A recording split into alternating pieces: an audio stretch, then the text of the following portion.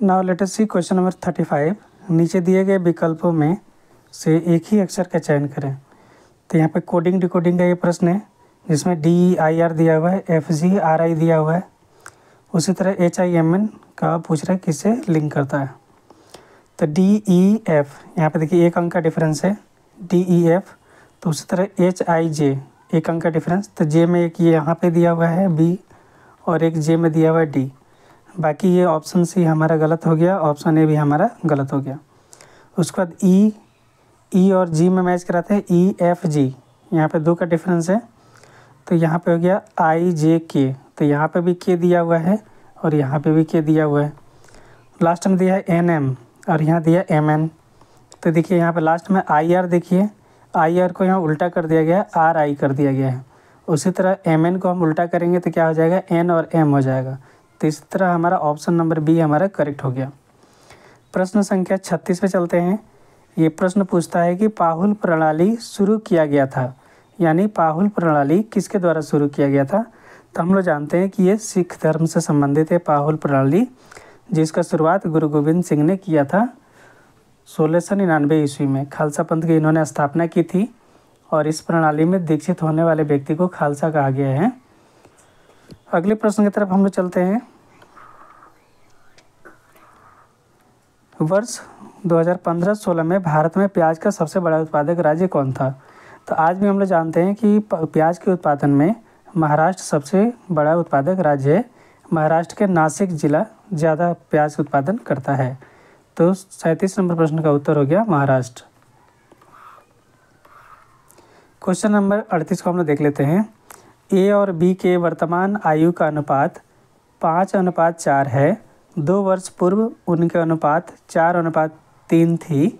तो A की वर्तमान आयु ज्ञात करें। तो इस तरह के प्रश्न बनाने का दो तरीके हैं। तो सबसे इजी जो तरीका होता है वो रेशियो का होता है कि जैसे 5.5:4 और यहाँ पे दिया हुआ है 4:3। तो 5 और 3 में अंतर अगर आप देखेंगे तो 1 का अंतर है। उसी तरह 4 और 3 में जो अंतर है ये भी 1 का है। तो इन दोनों आयु के जो अंतर है वो 1 है। और किसके बराबर है, 2 वर्ष पूर्व। किसके बराबर है, 2 वर्ष पूर्व। मतलब 1 बराबर 2 हो गया, 1 बराबर 2 हो गया। तब पूछ रहा है A की वर्तमान आयु ज्ञात करें। तो A का वर्तमान आयु देखिए, A और B का वर्तमान आयु का अनुपात। तो वर्तमान आयु ये हमारा A हो गया। A का कितना हो गया, 5। A का कितना हो गया, 5। इसीलिए इस therefore A is equal to 2 × 5 that is 10। तो A का वर्तमान आयु हमारा हो गया 10 वर्ष। तो सबसे अच्छा ट्रिक है ये, दोनों रेशियो का डिफरेंस देख लीजिए। अगर बराबर है, 1:1 आ रहा है या 2:2 आ रहा है या 3:3 आ रहा है, तब ये फार्मूला काम करता है। अगर ये रेशियो बराबर नहीं आता है तब इसके लिए हम लोग दूसरा फार्मूला देख लेते हैं। जो लॉन्ग मेथड होता है उस मेथड से हम लोग बना लेते हैं। तो चलिए मेथड 2 हम लोग देखते हैं। मेथड 2 में क्या होता है कि A और B का वर्तमान आयु का एज 5:4 है। तो यहाँ पे A का आयु मान लीजिए, A का आयु हो गया 5x। तो B का आयु हमारा हो गया 4x। तो हमने x मान लिया। तो ये 2 वर्ष पूर्व उनका अनुपात है कितना, तो 2 वर्ष पूर्व। तब A का मान लीजिए 2 वर्ष पूर्व हो गया -2। 4 में से भी माइनस कर दीजिए। तो 2 वर्ष पूर्व का अनुपात हो गया। तो अनुपात मतलब हम लोग जानते हैं होता है बटा, बराबर अभी का रेशियो दिया हुआ है, उनको 2 वर्ष पूर्व का रेशियो दिया है 4:3, यानी 4/3। तो एक समीकरण हमको प्राप्त हो गया जिसको हम आसानी से सॉल्व कर सकते हैं। इस समीकरण को हम सॉल्व करेंगे और उसके बाद हम लोग उत्तर प्राप्त कर लेंगे। कुछ नहीं करना होता है, A और B का जो अनुपात दिया गया है उसको 5x 4x मान लेंगे। 2 वर्ष पूर्व का ये अनुपात दिया हुआ यानी 5x - 2 4x - 2। यदि 3 वर्ष पूर्व रहता तो 5x - 3 करते, 4x - 3 करते और ये बराबर हो जाएगा जो अनुपात दिया हुआ है 4:3। अब इसको सॉल्व करेंगे तो सिंपल तरीका है, इसको क्रॉस मल्टीप्लिकेशन कर लेते हैं। तो 3 को इधर मल्टीप्लाई कर देते हैं तो 5×3 = 6 इज इक्वल टू, अब ये 4x - 2 को राइट में लेके जाते हैं ऊपर में। तो 4 × 4 = 16x - 8। अब x को हम लेफ़्ट साइड में कर लेते हैं। या वाई, क्या किसी को भी पहले कर सकते हैं, कोई दिक्कत नहीं है। तो 16 x इधर ले जाएंगे तो -x हो जाएगा, और प्लस -6 को इधर राइट में ले जाएंगे तो क्या हो जाएगा हमारा, तो -8 + 6, तो -x इज इक्वल टू -2। तो ये माइनस माइनस कैंसिल हो गया, x इक्वल टू 2। तो a का वर्तमान एज पूछ रहा है, तो ये क्या है 5x है, 5 × 2। तो a का वर्तमान एज क्या हो गया 5x, यानी 5x यानी 5:2 इक्वल टू 10 वर्ष। तो a का वर्तमान एज कितना निकल गया 10 वर्ष। तो ये लॉन्ग मेथड था, और शॉर्ट मेथड इसका रेशियो का होता है। तो इसी प्रकार अगले प्रश्न पे चलते हैं। अगला जो प्रश्न है वो साइंस का प्रश्न है। तो इस प्रश्न में लाइपेज परिवर्तित करता है। तो साइंस यानी बायोलॉजी का प्रश्न है कि लाइपेज कौन सा काम करता है। तो लाइपेज जो होता है वो ये वसा को बदलता है, ये है ना। लाइपेज वसा को बदलता है। किस प्रकार के वसा को, स्टार्च, ग्लूकोज, प्रोटीन नहीं, वसा। तो यहाँ पे वसा को ये परिवर्तित करता है, इमल्सी वसा को ग्लिसरीन में परिवर्तित कर देता है लाइपेज। उसी तरह आप देखेंगे यहाँ पे, तो एमाइलेज मंड जो होता है यानी स्टार्च होता है, वो भोजन पदार्थ को शर्करा में बदल देता है। और टाइलिन कहाँ से निकलता है, वो लार से निकलता है। तो ये क्वेश्चन का उत्तर हो गया। तो लाइपेज परिवर्तित करता है इमल्सी वसाओं को ग्लिसरीन में। अगले प्रश्न पे चलते हैं। जंतर मंतर बनाया था। जंतर मंतर कौन बनाया था, तो यहाँ पे बनवाए थे सवाई जय सिंह ने जंतर मंतर का निर्माण कराया था। तो सवाई जय सिंह जो थे वो खगोल विद्या में काफ़ी रुचि रखते थे, और इन्होंने कई जगह जंतर मंतर का निर्माण किया था, जैसे दिल्ली हो गया, मथुरा हो गया, वाराणसी हो गया, जयपुर हो गया। तो 40 का उत्तर हो गया ए। 41 नंबर प्रश्न देख लेते हैं। एक सुबह, ये रीजनिंग का प्रश्न है। एक सुबह सूर्योदय के पश्चात, मतलब सुबह का टाइम है, प्रतिभा एक लड़की है, एक खंबे की तरफ मुंह करके खड़ी है। प्रतिभा किसी खंबे को देख के खड़ी है, उसका जो मुंह है खंबे की तरफ है। खंबे की छाया प्रतिभा की बाईं तरफ बनती है। तो मान लीजिए प्रतिभा यहाँ खड़ी है, यहाँ पे खंबा, यहाँ पे खंबा, यहाँ पे, तो खंबे के प्रतिमा बाईं बनती है। इसका जो बायां है मतलब इधर बनता है, यानी सूर्योदय इधर से हो रहा होगा, इधर सूर्योदय हो रहा होगा, तब यहाँ बनता है। तो पूछ रहा है यहाँ पे बाईं की तरफ दिख रही है, तो प्रतिभा किस दिशा की ओर मुंह करके खड़ी है। तो प्रतिभा का जो मुंह है वो इस दिशा में होगा, यानी पूर्व। ये तो ईस्ट होगा, ये तो ईस्ट है, ये हो गया वेस्ट, इसके परछाई बन रही है। ये हो गया नॉर्थ, ये हो गया नॉर्थ, ये हो गया साउथ। तो इसका जो चेहरा है वो नॉर्थ की तरफ है। नॉर्थ यानी उत्तर, उत्तर की तरफ इसका चेहरा है। तो समझ में आ गया कि एक लड़की है प्रतिभा, वो खंबे की तरफ मुँह करके देख रही है, और खंबे की छाया प्रतिभा की बाएं की तरफ बन रही है, बाएं लेफ्ट साइड बन रही है, यानी वो उत्तर दिशा में देख रही है, क्योंकि पूर्व से सुबह का टाइम है, सूर्योदय का टाइम है, तो इसलिए सूर्योदय पूर्व से होता है। तो इससे का उत्तर हो जाएगा उत्तर। अगले प्रश्न की तरफ चलते हैं। ये रीजनिंग का प्रश्न है। यदि किसी निश्चित कोड में बेसिक को DDULE के रूप में लिखा जाता है, तो लीडर को उस कोड में कैसे लिखा जाएगा। तो इसको कन्वर्ट करेंगे अगर आप यहाँ पे, तो BCD है ना, ABCD। तो यहाँ पे BCD एक का गैप है, तो यहाँ पे LMN एन वाले कौन से हैं, एन वाले ये भी हैं, एन वाले ये भी हैं। क्लियर। तो एल वाले ही हमारा प्रश्न होंगे, एन वाला हमारा प्रश्न, उसका उत्तर हो जाएगा। अब एन एच, यहाँ पे एच दिया हुआ है, अगर इसको हम डिकोड कर लेते हैं सेकंड क्या होगा, क्योंकि ये तो हमारा उत्तर होगा नहीं, और यहाँ पे सेकंड को डिकोड करना है, एच रहेगा कि जी रहेगा। तो सेकंड को यहाँ पे कर लेते हैं ABCD, दो का गैप यहाँ पे, तो EFGH, तो ये दो का गैप वाला कौन सा हो गया, H हो गया, यानी यहाँ पे ये गलत हो गया, यहाँ पे हमारा सही उत्तर ये हो गया। वैसे भी अगर डिटेल्स में बनाना चाहें, कंप्लीट बनाना चाहें, तो आप इसको कोड लिख दीजिए। बी का हो गया 2, ए का हो गया 1, एस का हो गया 19, आई का हो गया 9, इस सी का हो गया 3। इधर करेंगे तो डी का हो गया 4, 4, 21, 12, 5। तो इसका डिफरेंस देख लीजिए, 2 का डिफरेंस है, यहाँ पे 3 का डिफरेंस है, यहाँ पे 2 का डिफरेंस है, 2 to 4 2 का डिफरेंस है, 1 से 4 में यहाँ पे 3 का डिफरेंस है, 3 का डिफरेंस है, यहाँ पे 2 का डिफरेंस था। 19, 21 2 का डिफरेंस है, 9 और 12 3 का डिफरेंस है, यहाँ पे कितना है 2 का डिफरेंस है। तो पहले 2 का डिफरेंस आ रहा है, उसके बाद 3 का डिफरेंस है, फिर 2 का डिफरेंस है, फिर 3 का डिफरेंस है, फिर 2 का डिफरेंस है। उसी प्रकार यहाँ पे देखेंगे तो 2 का डिफरेंस, यहाँ पे दो जोड़ दीजिए तो एल एम एन। तो यहाँ पे एल हो गया हमारा 12, ई हो गया 5, ई हो गया 1, डी हो गया 4, ई हो गया 5, आर हो गया 18। तो यहाँ पे 2 का डिफरेंस देखेंगे, 2 का डिफरेंस 12 2 होता है 14, तो 14 का हम लोग लिखते हैं एन। उस तरह 5 2 होता है, 5 3 होता है 8, 8 को लिखते हैं हम एच। उसके बाद 1 2 3 होता है, 3 को लिखते हैं सी। उसके बाद 4 2 6 होता है, 4 3 7 होता है यहाँ पे जी। फिर यहाँ पे 5 2 7 होता है, तो यहाँ पे जी। और यहाँ पे 2 करेंगे तो क्या हो जाएगा हमारा, 3 करेंगे तो 21 ई हो जाएगा यहाँ पे।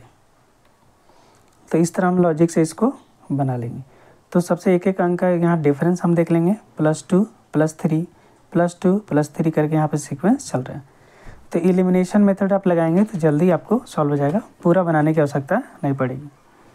अगले प्रश्न को देख लेते हैं। किसने India struggle for freedom political social एवं इकोनॉमिक शीर्षक पुस्तक लिखी है? तो ये प्रश्न पुस्तक से है। किताब किसने लिखा है? तो जब पुस्तक की बात आती है तो ये हम सबको याद कर लेना चाहिए। तो इसका सही उत्तर हो जाएगा जयप्रकाश नारायण। जयप्रकाश नारायण ने एक और पुस्तक लिखा था, उस पुस्तक का नाम है समाजवाद क्यों।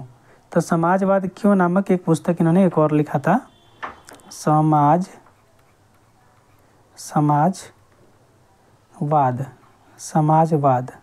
क्यों। दूसरा इनका पुस्तक का नाम है समाजवाद क्यों।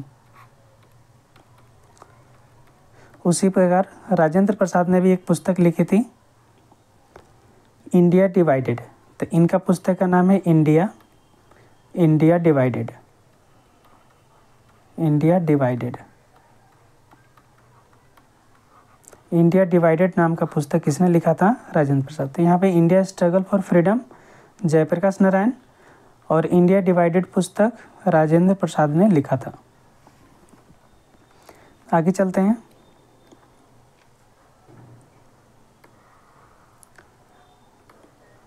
एक गांव में 30% महिलाएं अशिक्षित हैं, परंतु गांव की कुल जनसंख्या 6000 है। इसमें पुरुषों एवं महिलाओं का अनुपात क्रमशः 1/2, 1/3 है। तो कुल अशिक्षित महिलाओं की संख्या ज्ञात कीजिए। तो इस तरह के प्रश्न में यदि आप हड़बड़ी करेंगे तो एक छोटा सा गलती हो सकता है। सबसे पहले आप क्या करिए, ये जो रेशियो दिया हुआ है 1/2 और 1/3, इनका बटा हटा दीजिए। अगर बटा नहीं हटाएंगे, सीधे 600 से मल्टीप्लाई करेंगे तो आपका रिजल्ट गलत हो जाएगा। बहुत सारे बच्चे क्या करते हैं, 600 में गुणा कर देंगे, इसमें दोनों में 6,000 गुणा कर देंगे, तो यहाँ पे आ जाएगा 3000, यहाँ पे आ जाएगा 2000, तो वो गलत हो जाता है। तो इसको सबसे पहले इसका डिवीज़न आप हटा दीजिए, बटा, इस रेशियो का बटा हटा दीजिए। तो 2 और 3 का लघु एलसीएम लेंगे, 2 और 3 का एलसीएम लेंगे तो इसका एलसीएम हो जाता है 6। तो 6 से मल्टीप्लाई कर देंगे दोनों में यहाँ पर भी 6 से मल्टीप्लाई कर दीजिए, यहाँ पर भी 6 से मल्टीप्लाई कर दीजिए। तो 2 3 6, यहाँ पे 3 दूना 6। तो नया रेशियो हमारा बन के आ गया 3:2, यानी पुरुष कितने हैं, पुरुष का रेशियो, पुरुष और महिलाओं का रेशियो कितना है, 3:2। तो टोटल कितने हो गए पुरुष और महिला, इसमें रेशियो की बात करें तो टोटल हो गया 5, 5 में महिला कितनी है? 2 महिला है। 5 में 2 महिला है ना। उस तरह 6000 में कितनी महिलाएं हो जाएंगी? तो गुणा कर दीजिए 6। तो कुल महिलाओं का संख्या निकल जाएगा कि 3:2 है, तो टोटल हो गया 5। 5 में महिलाओं की संख्या कितनी होगी? 2। तो 6000 में महिलाओं की संख्या कितनी? तो कुल महिलाओं की संख्या हमारा निकल जाएगा। तो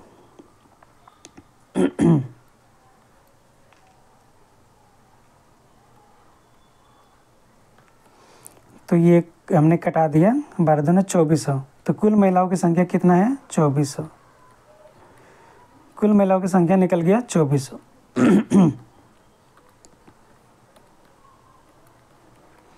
अब देख लीजिए, एक गांव की 30% महिलाएं अशिक्षित है। 30% की यहाँ पे बात हो रही है।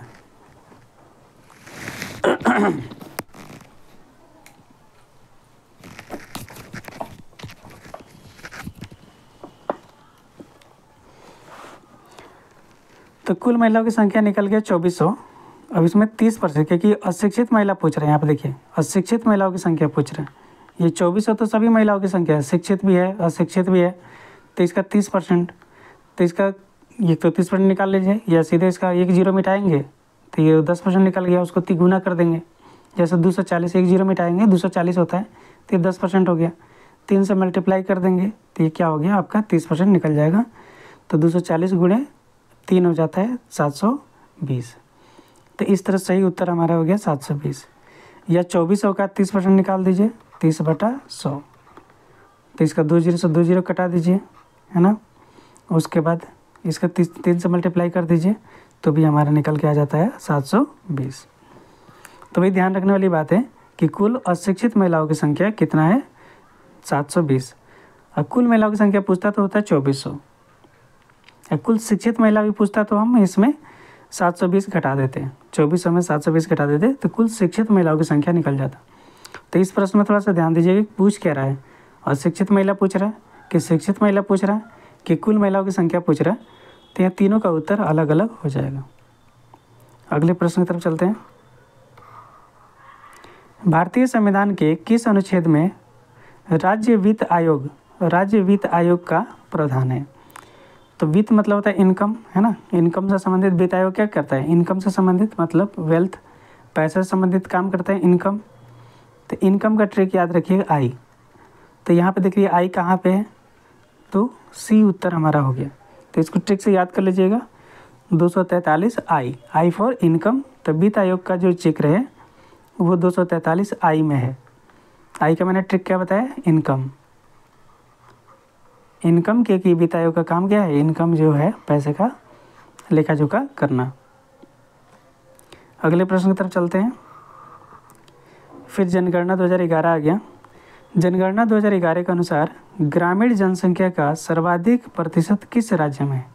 तो यहाँ पर देखिए प्रतिशत अगर दिया है, प्रतिशत देने से क्वेश्चन का उत्तर बदल जाता है।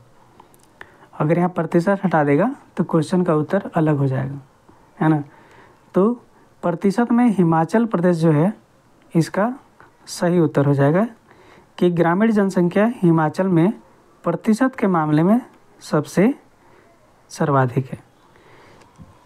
लेकिन इसी में अगर प्रतिशत हटा दें तो इसका उत्तर बदल जाएगा।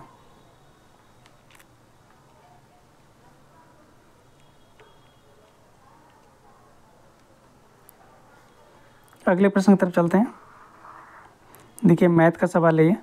यदि कोई धन साधारण ब्याज की दर पर 6 वर्षों में दुगुनी हो जाती है तो यह अपने से 4 गुनी कितने वर्षों में होगा? तो यहाँ पे टाइम पूछ रहा है, टी पूछ रहा है। तो इस तरह के प्रश्न आया तो देखिए पूछ क्या रहा है। तो यहाँ पे टाइम पूछ रहा है, तो टाइम हम लोग बाद में निकालेंगे। तो पहले दर हमको चाहिए। जब तक दर नहीं मिलेगा, किस रेशियो से बढ़ रहा है, तब तक हम टाइम नहीं निकाल पाएंगे। तो दर निकालने के लिए क्या होता है? कोई साधारण ब्याज की दर 6 वर्षों में दुगुनी हो जा रही है, तो प्रिंसिपल जो है उसको हम लोग मान लेते हैं 100। आई डबल हो जा रहा है, यानी अमाउंट कितना हो जा रहा है? 200। तो एस आई कितना हो गया? ब्याज कितना मिला? 100। तो एस आई सिंपल इंटरेस्ट कितना मिला हमारा? 100 मिला। तब इसी से हम लोग आर निकाल लेते हैं, रेट ऑफ इंटरेस्ट निकाल लेते हैं। तो S I S I interest into 100, formula क्या होता है, S I into 100 divided by P into T. तो पी कितना, P principal into time, P into T time. तब इसको हम मल्टीप्लाई कर लेते हैं। एस आई कितना निकाला हमारा 100, एस आई कितना निकाला 100 इंटू 100। प्रिंसिपल कितना हमने माना हुआ है, हमने 100 माना हुआ है। टाइम हमारा यहाँ पे दिया हुआ है, प्रश्न को ध्यान दीजिए। कोई धन साधारण ब्याज की दर पर 6 वर्षों में दोगुनी हो जाती है। तो समय यहाँ पे दिया हुआ है 6 वर्ष, 6। टाइम कितना हुआ है, 6 वर्ष। अब इसको कटा देंगे। तो 6/6 हम अभी रख देते हैं, नहीं कटाते हैं क्योंकि आगे हमारा काम होने वाला है। तो 100 क्या रेट कितना परसेंट निकल गया, 100/6%। इतना हमारा रेट निकला। अभी हम इसको कटाएंगे नहीं क्योंकि हमारा काम है। अब टाइम निकालना है, टी हमारा कितना हो गया, तो इसलिए समय कितना लगेगा वो हम यहाँ पे कैलकुलेट कर लेते हैं। तो हम चूँकि जानते हैं यहाँ पे कि हमारा, अब देखिए प्रश्न को एक बार पढ़ लेते हैं। तो यह अपने से 4 गुनी कितने वर्ष में हो जाएगा। तो P हमारा यहाँ पे माने हुए हैं 100, ये 4 गुना अमाउंट हो जा रहा है, 4 गुना यानी 400। तो ब्याज हमारा एस आई कितना निकल गया, 300 हमारा इंटरेस्ट निकल गया, है ना। तो यहाँ पे जो होगा इंटरेस्ट हमारा हो गया 300 इंटू 100, सेम फार्मूला के द्वारा यहाँ पे डिवाइडेड बाई पी कितना है 100 इंटू आर कितना है यहाँ पे, आर अभी हमारा निकला हुआ है 100/6। आर अभी हमारा कितना निकला हुआ है 100/6। तो ये 6 ऊपर चल जाएगा, तो हमारा कितना हो जाएगा 300 into 100 into 6 divided by 100 into 100। एक 100 से एक 100 कट गया, 300 का 2 0 से ये 100 कट गया। अब यहाँ पे क्या हो जाएगा, 18, यानी टाइम निकल गया 18 वर्ष। तो इसका सही उत्तर हो जाएगा सी, 18 वर्ष। तो हमने इसका ट्रिक देख लीजिए। कोई इस तरह का प्रश्न अगर आए तो कैसे आप अप्रोच करिएगा, सीधे उसको पी मान लीजिए 100। तो कोई धन साधारण ब्याज की दर पर 6 वर्षों में दोगुनी हो जाती है, दोगुनी हो जा रहा है, तो 100 के ये हो गया 200, इंटरेस्ट हो गया 100। रेट ऑफ इंटरेस्ट निकाल दिया 100/6%। उसके बाद हमने फिर से ये पढ़ा, यहाँ पे लिख रहा है कि यह अपने से 4 गुनी कितने वर्षों में हो जाएगा। तो पी तो 100 ही माना था, 4 गुनी यानी 400, 4 गुनी यानी 400। तो 400 में 100 निकाल देंगे, 300 इंटरेस्ट आ गया यहाँ पे। एस आई इंटरेस्ट कितना आ गया 300। अब टाइम निकालना है, तो S I into 100 by P into यहाँ पे हो जाएगा आर। तो 300 गुणे 100/100 इंटू 100/6 जो भी निकला हुआ था यार, ये आप क्या यहाँ। तो इस तरह हमारा सही उत्तर हो गया 18 वर्ष। तो 18 वर्ष में अपने से 4 गुना हो जाएगा। अगले प्रश्न पे चलते हैं। अरल सागर अवस्थित है। तो ये ज्योग्राफी का सवाल है, वर्ल्ड ज्योग्राफी का सवाल है कि अरल सागर जो है किन देशों के पास है या कहाँ अवस्थित है।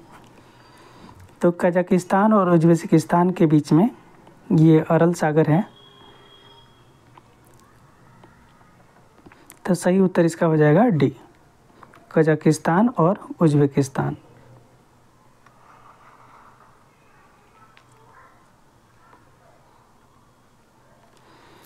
एक और मैथ का सवाल है। एक परीक्षा में 70% छात्र गणित में, यानी मैथ और रीजनिंग दोनों में ये कह सकते हैं कि 70% छात्र गणित में और 80% छात्र भूगोल में हैं और 160 छात्र दोनों विषय में उत्तीर्ण हैं। तो ये देखिए प्रतिशत है 70% और यहाँ पे 80%। तो 70% छात्र गणित में हैं, 80% छात्र यहाँ पे भूगोल में हैं। तो दोनों को ये, और 160 छात्र दोनों में विषय में हैं। तो दोनों को यहाँ पे जोड़ लेते हैं, 70 और 80। 70 80 होता है 150। तो 150 बच्चा दोनों में है, 150% है ना। तो 150 दोनों को जोड़ेंगे, 70 और 80 तो होता है 150। तो 150 में हम 100 घटाते हैं तो 50 जो % जो बच्चे हैं वो क्या है, वो 160 के बराबर है। देखिए प्रतिशत जो है 100% से ज़्यादा हो नहीं सकता है, तो इसका मतलब 100% से ज़्यादा है। इसका मतलब क्या है, वो कॉमन छात्र दोनों में जोड़ दिए गए हैं। तो यहाँ पे 100 घटा देंगे, इसमें से 100 घटा देंगे, 100% घटा देंगे तो 50% जो बच्चा है वो किसके बराबर हो जाएगा, 160 के बराबर हो जाएगा। तो 50% बराबर 160, तो देयरफॉर 100% इज इक्वल टू कितना हो जाएगा, तो 100% क्या हो जाएगा, 160 डिवाइडेड बाई 50 इंटू 100। यहाँ भी परसेंट लगा रहेगा, यहाँ भी परसेंट लगा रहेगा, तो परसेंट से परसेंट कट जाएगा, तो 50% से ये 100% 2 मरतबे कट जाएगा। तो 160 गुणे 2, 160 गुणे 2 कितना हो जाएगा, 16 दूना 32, 320। तो उत्तर हमारा हो गया डी, 320 हमारा क्या हो गया, कुल छात्रों की संख्या हो गई। प्रश्नों को एक बार फिर से समझ लेते हैं कि परीक्षा में 70% गणित में है बच्चे हैं और 80% भूगोल में है। तो दोनों को जोड़ देंगे, 70 और 80 होता है 150%। चूँकि 150% 100% से ज़्यादा होता नहीं है, तो 150% में 100% घटा देंगे, बचेगा 50%, वो बराबर हो जाएगा 160 के, क्योंकि 160 जो है दोनों बच्चों के साथ में है, 160 जो है दोनों विषयों में उत्तीर्ण वाले हैं। तो 150% बराबर 160। तो चूँकि कुल निकालना है, जब भी कुल निकालना है, कुल मतलब 100%, कुल मतलब 100%, तो 50% is equal to 160, therefore 100% is equal to, तो 160 डिवाइड बाई 50% इंटू 100%। 50% से 100% 2 मरतबे कट जाएगा, तो 160 गुणे 2 यानी 320। अगले प्रश्न की तरफ चलते हैं। भारतीय राष्ट्रीय कांग्रेस के संस्थापक थे। ये बहुत कॉमन प्रश्न है, कई एग्जाम में पूछता है ना। तो ए.ओ. ह्यूम हम लोग जानते हैं, तो फिरोज मेहता नहीं होंगे, W.C. बनर्जी नहीं होंगे, गोपाल कृष्ण गोखले नहीं होंगे, तो ह्यूम यहाँ पे है, ए.ओ. ह्यूम। तो इनका फुल फॉर्म भी याद कर लीजिए, कोई फुल फॉर्म पूछ रहा है, एलन ऑक्टेवियन ह्यूम, तो डी उत्तर हो जाएगा। भारतीय राष्ट्रीय कांग्रेस की स्थापना कब हुई, ये भी आप लोग जानते ही होंगे। और इनके प्रथम अध्यक्ष कौन थे, वो भी संस्थापक में हैं। अध्यक्ष पूछेगा तो आप W.C. बनर्जी को बोलिएगा। W.C. बनर्जी। स्थापना कहाँ पर हुई थी, पुणे में हुई थी कि मुंबई में हुई थी, है ना। प्रस्तावित मुंबई में था, लेकिन शिफ्ट हो गया पुणे के अंदर। तो ये बहुत फेमस क्वेश्चन है, सब लोग जानते हैं। इसमें से कौन विद्युत का सबसे बेहतर सुचालक है, तो विद्युत का बेहतर सुचालक आएगा तो चांदी, आप मतलब चांदी बोलिएगा, है ना। ट्रिक भी आपको है, ए जी, महिलाओं को चांदी, सोना चांदी पसंद होता है, ए जी, तो ट्रिक हो जाता है ए जी सुनते हो जी, चांदी का पायल लाना है जी, है ना, ए जी वो जी। अगला प्रश्न देखते हैं कि नीचे दिए गए चित्र में त्रिभुज और वर्ग ज्ञात करना है। यहाँ से त्रिभुज ज्ञात करना है और वर्ग की संख्या ज्ञात करना है। तो त्रिभुज ज्ञात करने के लिए देखिए सिंपल, अगर इस तरह बॉक्स अगर दिया है तो एक ट्रिक फॉलो कर लीजिए। इस तरह बॉक्स अगर दिया हुआ तो इसमें काउंटिंग कर लीजिए, 1 2 3 4, हाईएस्ट नंबर क्या है 4, तो इसको डबल कर दीजिए, 4 × 2 दैट इज़ द 8। इस तरह एक बॉक्स में कुल त्रिभुज की संख्या 8 हो गई, कुल त्रिभुज की संख्या 8 हो गई एक बॉक्स में। इस तरह कितने बॉक्स हैं, 4 बॉक्स है, 4 बॉक्स है, तो 8 चौका 32 ट्रेंगल हो गए, 32 ट्रेंगल ये हो गए। अब देखिए 32 ट्रेंगल हो गए, अब इसके अंदर भी और सारा ट्रेंगल है, जैसे ये बड़ा सा ट्रेंगल हो गया,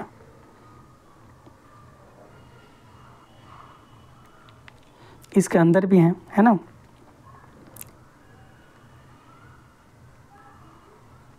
तो अब इनर पार्ट को देख लीजिए, इनर पार्ट को देख लीजिए। अब इनर पार्ट को गिन लेते हैं हम। तो 4 बॉक्स से आपको इस तरह दिख रहा है, तो 32 ट्रेंगल तो हमको मालूम चल गया, 32 है। अब इसके इनर पार्ट को ये वाला पार्ट है, ये पार्ट 1। वैसे ही इधर करेंगे तो यहाँ पे हो जाएगा 2, ये वाला पार्ट हो जाएगा 2, ये हो गया 2। तो इस तरह करेंगे तो 4 हो जाता है, तो ये 4 हो जाएगा, 32 + 4 ये हो गया। उसके बाद देखिए, उसके बाद और बड़ा वाला देख लेते हैं। इसके बाद और बड़ा वाला, ये देखिए, ये हो गया 1, ये हो गया 2 3 और ये हो गया 4 + 4 और हो गए। उसके बाद फुल को अगर देखते हैं, ये देखिए यहाँ पे दिखा लेता हूँ, एक ये और एक ये, तो 4 ट्रायंगल और आपको दिख रहे होंगे बड़े सा, एक 2, तो 4 ट्रायंगल और यहाँ पे आपको दिख रहा है। अब टोटल ट्रायंगल को जोड़ लेते हैं यहाँ पे, तो 32 4 हो गया 38, 38 4 40 और 4 44, तो टोटल यहाँ ट्रायंगल कितना हो गया 44। वर्ग की बात कर लेते हैं।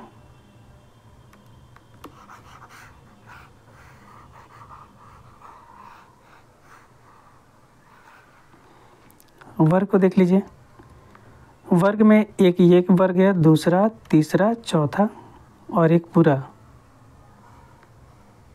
पांचवा, मतलब इसमें 5 वर्ग हो गए। उसके बाद अगेन देख लीजिए अंदर वाले को, इसमें इस वाले में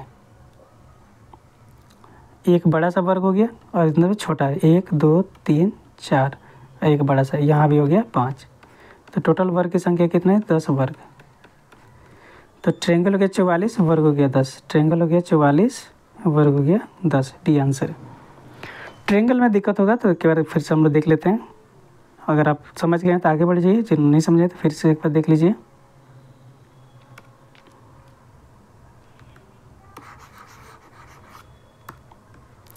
सबसे पहले किसी एक बॉक्स को ले लीजिए, काउंटिंग कर लीजिए 1 2 3 4, और जो हाईएस्ट नंबर उसको डबल कर दीजिए 8, तो यहाँ भी 8 हो गया, यहाँ भी 8 हो गया, यहाँ भी 8, 8 चौका क्या हो गया 32, 32 ट्रायंगल हो गए, ट्रायंगल गिन रहे हैं हम लोग, तो ये 8 8 क्लियर हो गया।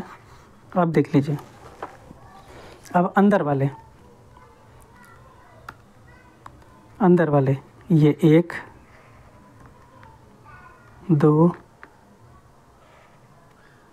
3 4, ये 4 हो गए। इसके बाद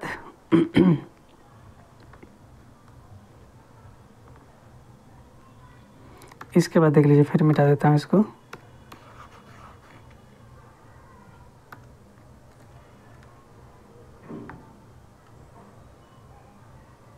एक ये ट्रायंगल हो गया, एक ये ट्रायंगल हो गया, एक ये ट्रायंगल हो गया, तो ये हो गया 4।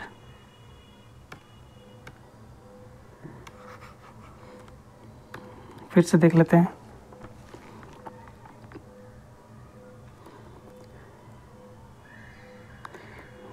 इसमें आप लोग कंफ्यूज मत होइएगा, ये मैं पहले आपको दिखा चुका हूँ, ये वाला है ना, ये वाला दिखा चुका हूँ, अभी ये वाला दिखा रहा हूँ, ऊपर वाला ये वाला देखिए, तो ऐसा भी 4 बनेगा और ऐसा भी 4 बनेगा।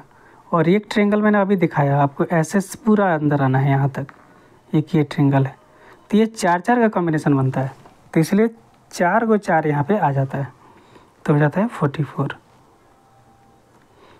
एक तो अंदर वाला 4 बनेगा, फिर ऊपर वाला 4 बनेगा, और एक कंप्लीट यहाँ से लेके यहाँ तक ऐसा 4 बनेगा, तो 4 4 4 4 4, तो हो जाएगा 44 ट्रायंगल बन जाता है।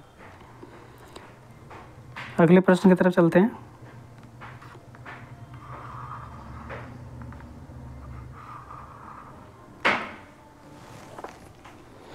अगले प्रश्न की तरफ चलते हैं हम लोग। एक कक्षा के 45 विद्यार्थियों में सपना का स्थान नीचे से 9वां है, जबकि प्रियंका का स्थान ऊपर से 11वां है। निभा का स्थान दोनों के एकदम बीच में है, तो सपना का स्थान निभा से कौन सा है?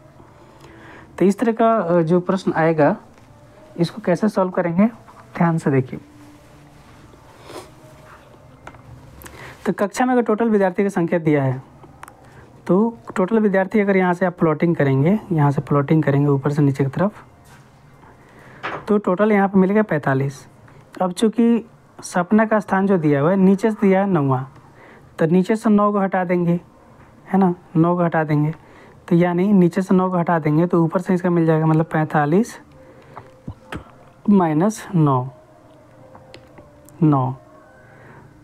45 माइनस 9 करेंगे, तो चूँकि जहाँ पे वाह लगा हुआ है, 9वां निकालना है, 15वां निकालना है, 10वां निकालना है, वाह अगर लगा हुआ है ट्रिक, तो उसमें एक आप जोड़ दीजिएगा 1 हमेशा। तो 45 माइनस 9, 45 माइनस 9 करेंगे और प्लस 1 जोड़ेंगे तो आपका ये हो जाता है 37, 37वां। तो ये 37वां जो नंबर है, 37वां जो पोजीशन है वो किसका पोजीशन निकल गया? ये निकल गया सपना का, सपना का। ये पोजीशन किसका है? सपना का है। ऊपर से, टॉप से ऊपर से नीचे 37वां पोजीशन है, क्योंकि नीचे से 9 है, नीचे से देखेंगे तो 9वां पोजीशन है, ऊपर से 37वां पोजीशन और निकाल दिया। अगर नीचे दिया तो ऊपर वाला निकाल लीजिए, ऊपर दिया हो तो नीचे वाला निकाल लीजिए, मतलब अपोजिट पोजीशन उसका निकालना जरूरी हो जाता है। जबकि प्रियंका का स्थान ऊपर से 11वां है, और बहुत बढ़िया। प्रियंका का अगर स्थान हम देखते हैं ऊपर से, तो ये प्रियंका का है, ये कितना है? 11वां है। ये कितना है? 11वां दिया हुआ है। ये कौन है? प्रियंका है। ये कौन है? प्रियंका। प्रियंका का स्थान ऊपर से नीचे की तरफ दिया हुआ है 11वां। ठीक है। नीवा का स्थान, एक और लड़की है नीवा, उसका स्थान दोनों के एकदम बीच में। अब देखिए सपना और नीवा के बीच में यहाँ पे, इसको रेड कलर से दिखा देता हूँ।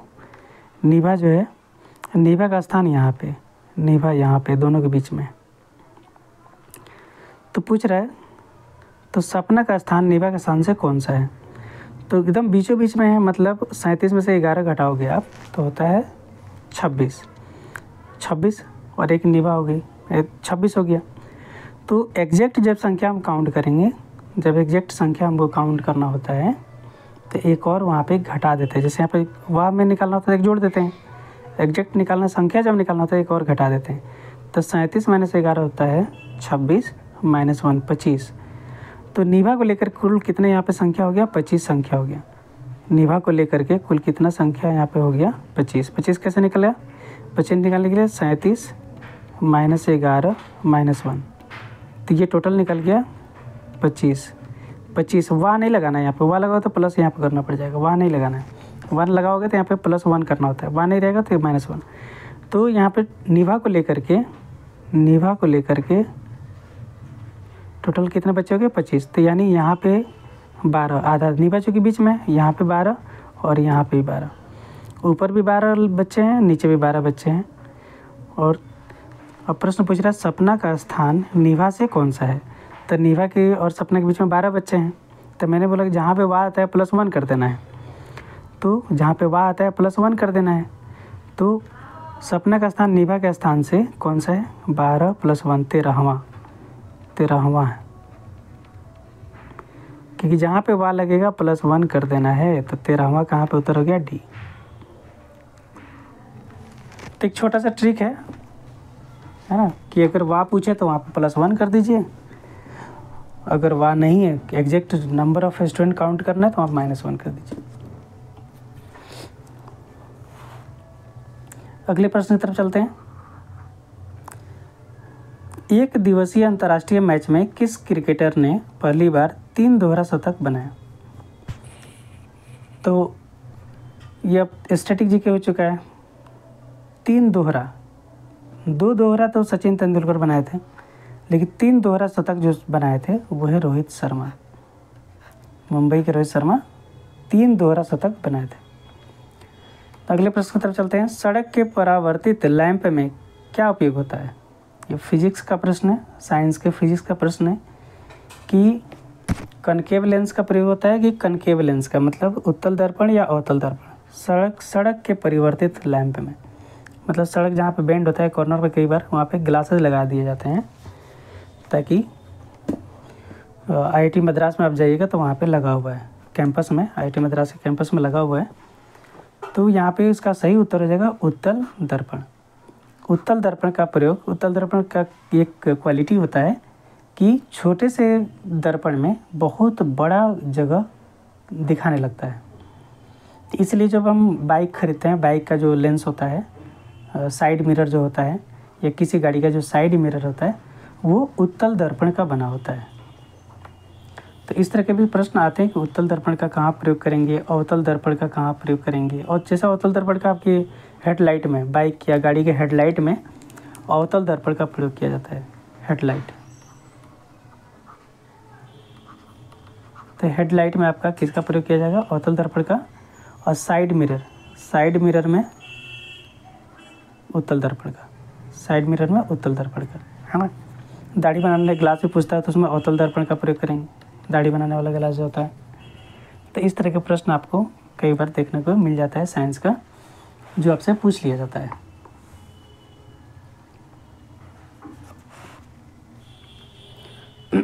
अगले प्रश्न की तरफ चलते हैं। हाँ, एक और प्रश्न देख सकते हैं, सोलर कुकर में भी किसका प्रयोग किया जाता है? तो अवतल दर्पण का प्रयोग किया जाता है। सोलर कुकर में भी इसका प्रयोग किया जाता है ना। एक और प्रश्न इससे संबंधित आता है कि जो दांत का जो डॉक्टर है, जो आपके दांतों को जांच करता है, तो कौन सा ग्लास यूज़ करता है, अवतल दर्पण कि उत्तल दर्पण? तो वहाँ पे जो डॉक्टर होता है वो अवतल दर्पण का प्रयोग करता है। दांतों को देखने के लिए ऐसा दर्पण होता है, ऐसे हैंडल होता है, तो ये अवतल दर्पण का प्रयोग यहाँ पे कर देता है डॉक्टर। दांत वाले डॉक्टर जो है अवतल दर्पण का प्रयोग कर देते हैं। दाढ़ी बनाने में कौन सा यूज़ होता है? तो अवतल दर्पण।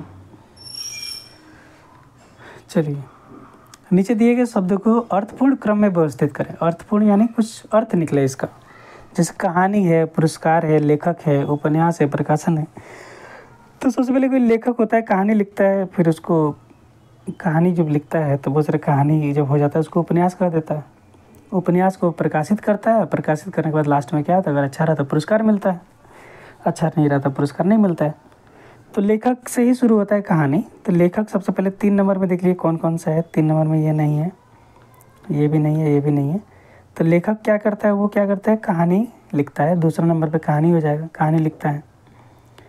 कहानी लिखने के बाद वो क्या होता है, कहानी जब एक से अधिक होता है तो उपन्यास का रूप ले लेता है, उपन्यास का रूप लेता है। फिर वो प्रकाशन में जाता है और पुरस्कार लास्ट में उसको मिल जाता है। तो इसलिए सही उत्तर हो गया ए।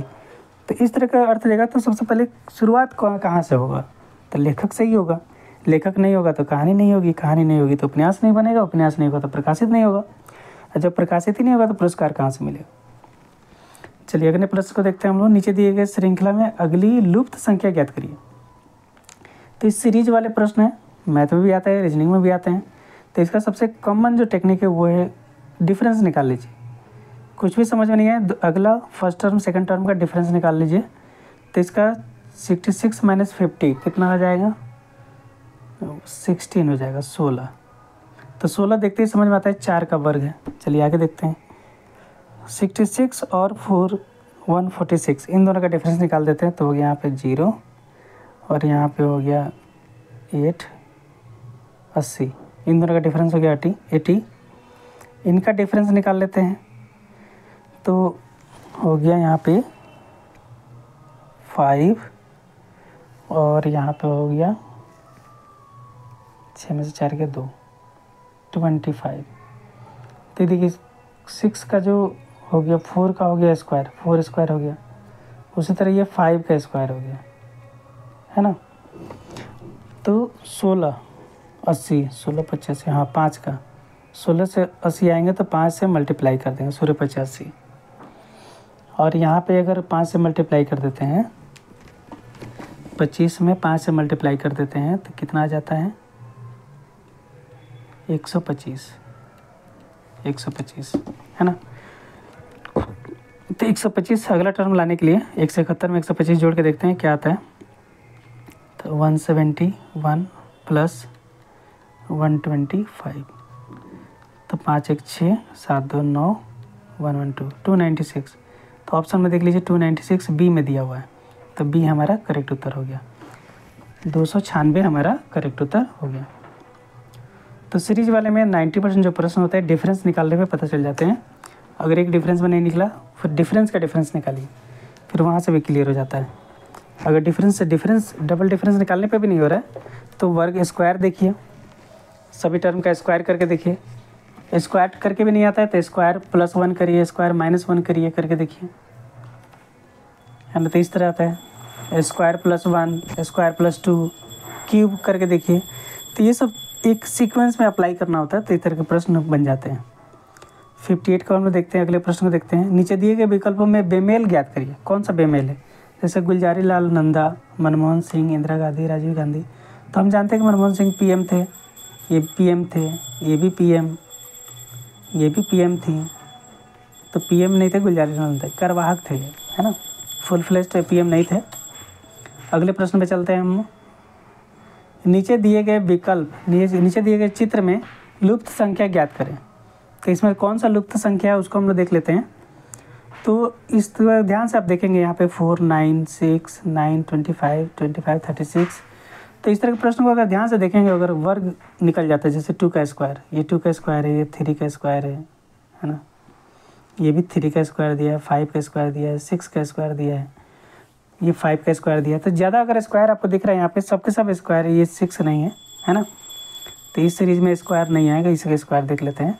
तो 3 2 5 प्लस 1, ये जो इन दोनों को जोड़ेंगे, इन दोनों को जोड़ेंगे तो 5 आता है, उसमें प्लस 1 कर देंगे तो हमारा 6 निकल जाता है। उस तरह 3 का वर्ग हो गया 9, 9 का 3 का वर्ग हो गया 9, ये इसका वर्ग हो गया 5। तो 5 3 8, 8 में एक प्लस 1 करेंगे तो 9 हो जाएगा। 5 ये 3 9 का वर्गमूल हो गया 3, 25 का हो गया 5, 5 3 8 प्लस 1 9 हो गया। उस तरह इसका 25 का हो गया 5, अच्छे का 6, 6 5 हो गया 11, 6 5 11 पे प्लस 1 करेंगे तो हो जाएगा 12। तो इसका सही उत्तर हो जाएगा 12, 12। कुछ नहीं करना होता है, जिनको नहीं समझ में ध्यान से देख लीजिए, फिर बता देता हूँ। 4 का वर्गमूल हो गया 2, 3 9 का वर्गमूल हो गया 3, दोनों को जोड़ देंगे 5, इसमें प्लस 1 कर देंगे हो जाएगा 6। उस तरह 3 का वर्गमूल 9 का वर्गमूल हो गया 3, 5 25 का वर्गमूल हो गया 5, 5 3 8 प्लस 1 कर देंगे 9 हो जाएगा। 25 का वर्गमूल है 5, 6 का वर्गमूल है 36 का 6 प्लस 1 कर देंगे तो 6 5 11 का 12, तो उत्तर हो गया 12। अगले प्रश्न पर चलते हैं।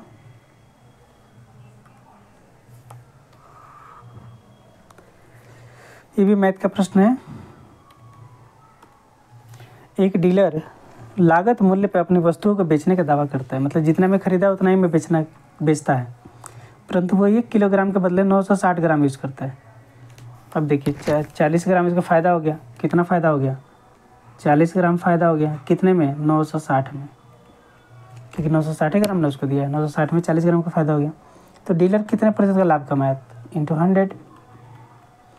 तो जब भी यहाँ पे कोई डीलर बेईमानी करता है तो जितना वज़न कम करता है वही इसका प्रॉफिट होता है। तो 960 ग्राम दिया, यानी 40 ग्राम उसने क्या किया, प्रॉफिट कमा लिया। कितने में, 960 ग्राम में ही। 1 किलो थोड़ा दिया, 1 किलो नहीं बेचा है अभी, 960 ग्राम बेचा है, बाकी उसके पास है। तो 960 में 40 उसने प्रॉफिट कर लिया, तो 100 में कितना, इसी को सॉल्व कर देंगे, उत्तर हो जाएगा। तो 0 से 0 कटा देंगे, इसको सॉल्व कर देंगे, 4 से इसको भाग लगा दीजिए, 4 दूना 8, 4 चौका 16, 100/24। अब इसको कटा दीजिए, 24 का हो गया 12, ये हो गया 50, ये हो गया 6, ये हो गया 25, आधा करते जाइए, भाग लगा देंगे तो और अच्छा है। अब 25 में 6 से भाग लगाएंगे, 6 दूना 12, 6 चौका 24, 6 चौका 24, 6 चौका 24, 1/6%, यानी 4 पूरा 1/6% इसका प्रॉफिट हो गया। तो कुछ नहीं करना है, इसमें 960 ग्राम ही बेच रहा है, 1 किलोग्राम नहीं बेच रहा है। तो 960 में उसको 40 ग्राम का फ़ायदा हो गया, तो गुणे 100, तो उसको मतलब 4.5%, यानी 4 पूरा 1/6% के आसपास लाभ हुआ। जितना में खरीदा उतना ही बेचा है। अब अगला प्रकाश देख लेते हैं। प्रकाश पे फिजिक्स का क्वेश्चन है यहाँ पे। तो फिजिक्स के क्वेश्चन को ज़्यादा समय नहीं देना चाहिए। जैसे प्रकाश की चाल दिया है, हमेशा पूछता है, हम लोग जानते हैं प्रकाश की चाल कितनी होती है, 3 × 10⁸ मीटर प्रति सेकेंड होती है। निर्वात में, निर्वात मतलब एयर नहीं है, वायु नहीं है, निर्वात या वायु। निर्वात में पूछे तो यही होता है, वायु में पूछे तो यही होता है, लेकिन यहाँ पूछ रहा है प्रकाश की चाल पानी में। पानी में जहाँ पे टर्म आ जाए तो प्रकाश की चाल घट जाता है। तो 2.25 × 10⁸ मीटर प्रति सेकेंड हो गया। तो प्रकाश की चाल पानी में कितना, 2.25, एयर में कितना हो गया, 3.10⁸, और वायु में कितना हो गया, 3 × 10⁸। अगर ये पूछ दे कि कांच में कितना हो गया, कांच की अगर बात करें, कांच में कितना हो जाता है, कांच में जो वायु का स्पीड होता है 2 × और घट जाता है, 2 × 10⁸ मीटर प्रति सेकेंड हो जाता है। मीटर प्रति सेकेंड, किलोमीटर मत करिए, मीटर प्रति सेकेंड। अगले प्रश्न पे चलते हैं हम। नीचे दिए गए शब्द को अर्थपूर्ण क्रम में व्यवस्थित करें। तो ये भी वैसा ही प्रश्न है जैसा ऊपर में दिया हुआ था यहाँ पे। जैसे सप्ताह दिया है, प्रतिदिन दिया है, महीना दिया है, घंटा दिया है, वार्षिक दिया है यहाँ पे। तो या तो बढ़ते क्रम में इसको घट सजा दीजिए या घटते क्रम में सजा दीजिए, और तो दूसरा उसमें उपाय नहीं है। तो बढ़ते क्रम में अगर देखते हैं यहाँ पे, बढ़ते क्रम में क्या होता है, यहाँ पे वार्षिक होता है। 5 यहाँ ऑप्शन में नहीं दिया है, मतलब बढ़ते क्रम में तो नहीं दिया हुआ यहाँ पे। अगर बढ़ते क्रम में दिया तो वार्षिक से शुरू करता, तो यहाँ पे ऑप्शन में है नहीं। तो घटते क्रम में दीजिए घंटा, तो घंटा से क्या होता है, सब प्रतिदिन बनता है, यानी चौथा। घंटा से क्या बनेगा, प्रतिदिन बनेगा। प्रतिदिन से क्या बनेगा, सप्ताह बनेगा। सप्ताह से बनेगा महीना, महीना से बनेगा वार्षिक, है ना। तो चौथा के बाद से दूसरा, चौथा के बाद से दूसरा, चौथा के बाद तीसरा, ये नहीं होगा। चौथा के बाद से पहला नहीं होगा, चौथा के बाद से दूसरा, ठीक है। दूसरा के बाद से हो जाएगा हमारा पहला, ठीक है। उसका तीसरा महीना, और लास्ट में ये रहेगा। हाँ, बी आंसर हमारा सही है। तो इसमें क्या हमने किया, घंटा 1 घंटा 2 घंटा मिला के प्रतिदिन बनता है, प्रतिदिन मिला करके सप्ताह बनता है, सप्ताह से महीना बनेगा, महीना से वर्ष बनेगा। अगले प्रश्न में चलते हैं। तो सही उत्तर क्या हो गया, बी। अगला क्वेश्चन है यहाँ पे, ग्रीनोकाइट एक अवयस्क है ना। तो ये केमिस्ट्री का सवाल हो गया। तो यहाँ पे अयस्क से प्रश्न पूछे जाते हैं। तो क्या ये बोरियम, कैडमियम, जस्ता, क्रोमियम किसका अयस्क है, तो ये है कैडमियम का, याद रखिएगा। तो ग्रीनोकाइट जो होता है कैडमियम का होता है, और कैडमियम का सूत्र क्या होता है, CD। कैडमियम आपने देखा CD कंप्यूटर वाला नहीं, कॉम्पैक्ट डिस्क नहीं, cadmium CD, C capital D small. Greenockite का सूत्र क्या हो जाएगा, CDS। ग्रीनोकाइट का रासायनिक सूत्र क्या हो जाएगा, CD और S, C capital D small S capital. ध्यान रखिएगा, C कैपिटल D स्मॉल और S भी कैपिटल रहेगा। ये क्या हो गया, ग्रीनोकाइट का रासायनिक सूत्र हो गया। अगले प्रश्न पे चलते हैं हम लोग। नीचे दिए गए चित्र में लुप्त संख्या ज्ञात करिए। इनमें कौन सा संख्या लुप्त हो गया है ना। लुप्त संख्या ज्ञात करना है यहाँ पे। तो इसमें ये थोड़ा सा, इसमें ट्रिक थोड़ा सा ध्यान रखिएगा आप लोग। इसमें 5, इसको जोड़ दीजिए, 5, 4 और 3, 5 और 3 को जोड़ देना है। 5 और 9 3 12, और 12 को हम क्या कर देंगे, डबल कर देंगे। 12 को डबल कर देंगे तो 24 आ जाएगा।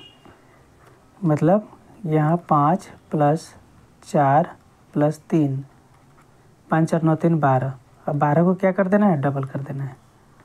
12 को डबल कर देंगे तो क्या आ जाएगा, हमारा 24 आ जाएगा।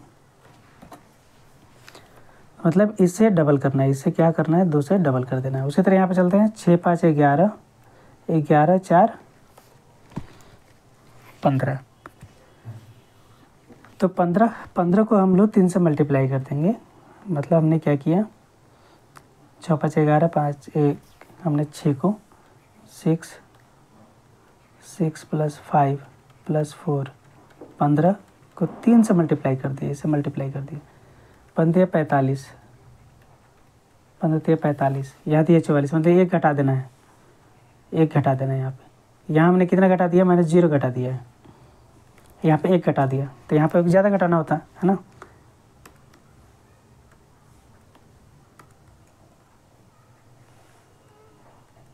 एक घटा दिया, 44 हो गया। अब यहाँ पे देख लीजिए तरह 6 + 7 13, 13 5 18, इनको हमने क्या किया, जोड़ दिया है। इन सबको नीचे वाले को तीनों को हम लोग क्या कर रहे हैं, जोड़ रहे हैं। इसको जोड़ दिए, इसको जोड़ रहे हैं। तो 7 6 13, 13 5 18, 18 में हम लोग गुणा कर देंगे 4 से, 18 में गुणा कर देंगे 4 से, 18 चौक 72। और देखिए यहाँ पे 72 ऑप्शन में है, 72 ऑप्शन में, लेकिन यहाँ चूँकि हमने घटा दिया है, एक और घटा देते हैं, 71 ऑप्शन में नहीं है, तो 2 घटा देते हैं, तो 70। तो यहाँ पे 0 घटाया, यहाँ पे 1 घटाया, यहाँ पे 2 घटाया, तो इसके लिए इसका सही उत्तर हो गया 70। 72 मत करिए क्योंकि कुछ माइनस हो रहा है, क्योंकि 5 4 9 3 12, 12 दूना 24, -0। उस तरह 6 5 11, 11 4 15, 15 3 45, -1 44। उस तरह यहाँ पे हो गया 18, 18 चौक 72, -2, यहाँ पे -0 किया गया, यहाँ पे -0, यहाँ पे -1, यहाँ पे -2। तब इसका सही उत्तर हो गया 70। अगले प्रश्न में चलते हैं। न्यू डेवलपमेंट बैंक का मुख्यालय कहाँ है? तो न्यू डेवलपमेंट बैंक का मुख्यालय हम जानते हैं चाइना में है ना। किसी ब्रिक्स ने के द्वारा डेवलप किया गया था। तो पूछ रहा है कहाँ पे? चीन के शंघाई भी दे दिया है और बीजिंग भी दे दिया है ना। तो चीन के शंघाई में है कि बीजिंग में, ये आप लोग ध्यान रख लीजिएगा। तो शंघाई में है। चीन के किस शहर में? शंघाई में, बीजिंग में नहीं है। 66 प्रश्न देख लेते हैं यहाँ पे। ए बी सी डी और ई लगातार 5 विषम संख्या है। यदि ए और डी का योग इतना है तो सी का मूल्य कितना होगा, है ना। तो इस तरह के प्रश्न को आएगा तो हम लोग अगले वीडियो में देखते हैं। 66 आगे प्रश्न को नेक्स्ट वीडियो में हम डिस्कस करेंगे। धन्यवाद।